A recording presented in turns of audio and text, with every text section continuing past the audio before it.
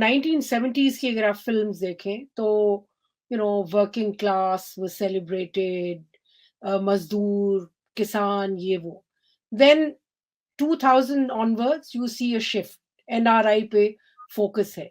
So can you walk us through, the viewers through this? कि आपके ख्याल में, how has on the storyline itself, where has Bollywood progressed? How? That's that's a uh, that's a really good academic, solid question, Aisha ji. Well, I think that see, I like to always, or in my limited understanding, I feel कि जो फिल्में होती है ना कहीं पे भी पूरी दुनिया में वो आपके पॉपुलर डिस्कोर्स और पॉपुलर इमेजिनेशन को मिरर करती हैं एक तरीके से। ठीक है। 70s का जो दौर था, it was still the Nehruvian phase in India, where we were very much, as a society, we believed in socialist ideals, or in a loose understanding of socialism. So that kind of is reflected, and class was like, was like a big issue then. If you look at 70s, it's also where a lot of the working class movements are going on, the trade unions are really Right, strong. And Indira Gandhi herself, who was in power at that time, was always, on a this sort of roti kapda makan kind of platform is what she came right, on. So, very much working class issues were central to the imagination of Indian people, and you see that reflected in films, in the whole rich poor, like as you said, a lot right. of the films were about class conflict, were about rich and poor, rich boy marries poor girl, poor boy marries rich girl, falls in love Mm, with rich, mm, this kind of thing. Again, always, if you look at it, the villain in those times were the smugglers, because right, India had very strict rules about foreign investment and about import export, and so smuggler was the big figure at that time in the imagination. So there was always that that thing ki Ajit used to play that character, and ki Mona darling Sona Versova jetty Versova pe aa gaya hai, or whatever, that kind of those lines. Or the big businessman, if you look at Amitabh Bachchan's films and the whole angry young right, man, who is the villain? The villain is the rich corrupt businessman, because again at that point, that whole idea of corruption of the big money, of the rich mm, people, was a something very much in our imagination, and the poor person was always seen as being an honest, laboring, hardworking person. right, uh, with the 90s and the liberalization of India, when the Indian markets opened and India became more embracing towards capitalism, and capital became freer in India, consumerism kind of full fledgedly became sort of the culture of the Indian right, people and masses.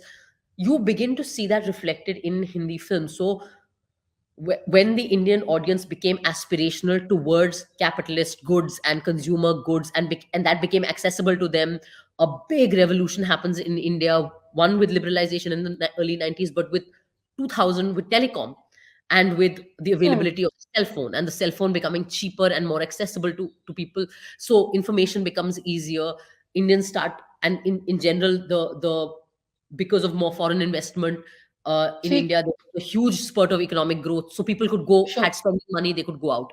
You see all of that reflected in your films. Suddenly, everyone's wearing designer clothes. Suddenly, the mm, stories are about Indian people going abroad. Suddenly, and because the NRI becomes so much the focus of the Indian imagination, because now young people are, they were always going out, but like now it's a big thing that going out to study, going out to get jobs, going abroad, and because the NRI market opens up for Hindi films. So suddenly, in the late 90s and 2000s, Indian films started showing in box offices in the US, UK, Canada, actually releasing on the same day as they were releasing here, right, right? right, right, right, Suddenly, the Indian producer also realized that there's a huge market of the Hindi audience. And when I say the Hindi audience, what I'm actually saying is the Hindi, Urdu, Hindustani audience. Because yeah, yeah, actually, Pakistani को भी हिंदी समझ में आती है, मतलब जिस तरीके की बिल्कुल, बोलचाल बिल्कुल, हम बोलते हैं, या जिसमें उर्दू भी है, हिंदुस्तानी भी है. So actually, if you look at it, a Bangladeshi, an Indian, a Nepali, a Pakistani, an Afghan, somebody living in the UAE, in the Middle East, in Dubai, and all the diaspora communities of UK, Canada, USA, of which are South Asian, can actually follow Hindi films.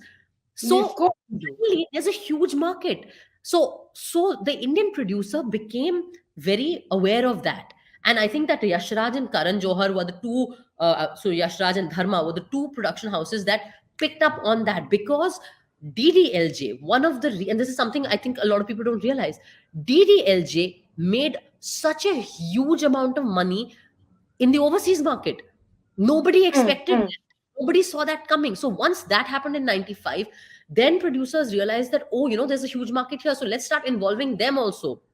I'm guessing like this ठीक. is the thought. And so you suddenly see this spate of NRI films. If you look at, and a lot of them had Shah Rukh in them, a lot of them was done by Yashraj Dharma. So whether you look at Kal Ho Na Ho, you look at Salam Namaste, you look at, Kabhi Alvida Na Kehna. I mean, so many of them. So there's like this whole spate of films that are set and shot entirely abroad. And they're working abroad, they're working in India. So that was very interesting. Then there is the, again, I would, for me, the next chapter is 2011 onwards, and the release of Tanu Eds Manu, actually, which is coincidentally a film that Right. I'm also in, Yeah. which is a film, well, that one, and I would say Gangs of Wasepur. Right. So uh, Anurag's big coming of, coming to the big acceptance in commercial space was with Gangs of Wasepur, because that's his big Mm. first commercial success, and Tanu Eds Manu, which is also a huge hit, which are both the coming back of the small town to the Hindi filmscape. Right. And Right.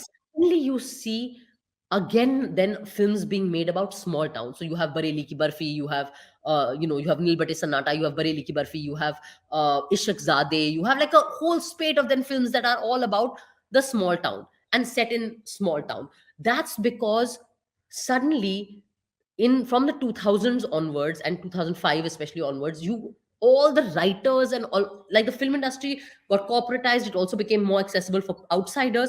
So you had so many writer directors who were not from Bombay. They were not born in Bombay. They were all people coming from small towns with Bollywood dreams, and they were telling the stories they know of the world they know. So I think that all of that, I always say films are fascinating because they reflect the people who make them and the audiences Mm, that mm. make them. It's really like an interesting mirror that kind of interacts in myriad ways. So I think that, But tell me, let me cut you here. What about people who act? ना कि आप पे आते हैं, आप ये बताएं कि आपके लिए स्टोरी की चॉइस जो है, how do you pick your script? so I say this, that I think people, uh, I always start by saying that the thing with our choice is that our choice is from a limited pool. I can only, as an actor, choose from what is being offered to me, right? ठीक. I can't naturally go and choose what is being offered to Alia Bhatt or Deepika Padukone or some other actress. I can make the wisest choice from what is offered to me. So my Right. personal, and this is of course my own trajectory.